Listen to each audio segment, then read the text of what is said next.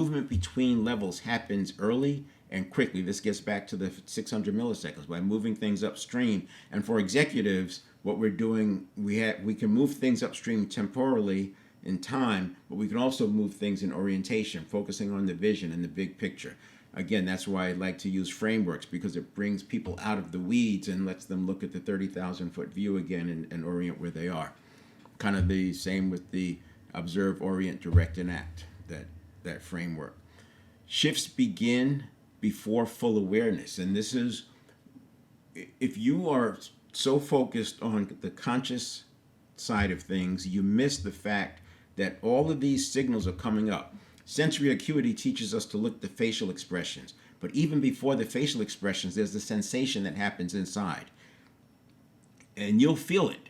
And you'll start to spot it. You can see the sensation happen inside before it shows up on the face. The face is a confirmation that there was a shift.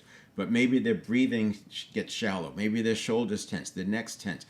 They rear back. There's something that shifts, and you can feel it in yourself. And the more you start feeling it in yourself early, it's easier to recognize it in other people. So early recognition creates the most leverage, because it's not just detecting it. We're also conditioning in the response to that, which is, you obviously, that person has not formed, I'm talking about the leader to the team member, the person has not formed a narrative yet around this thing.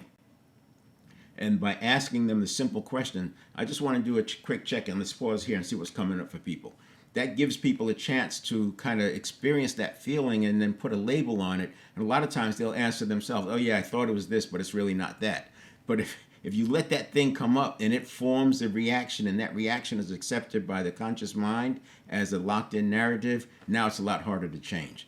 So returning to presence restores access. So we want to get really good at returning to presence, and that's step 2. And we get there by understanding neuroplasticity and how it interacts with, and how it's interdependent with beliefs, priming, mindset, and physiology. They all work together.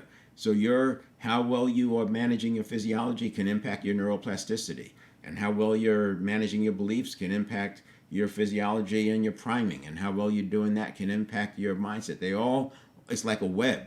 And that's why I like to talk about you running laps around them, because as you get better at one, you get better at the others. And as you get better at the others, you get better at the one. A repetition makes recovery faster.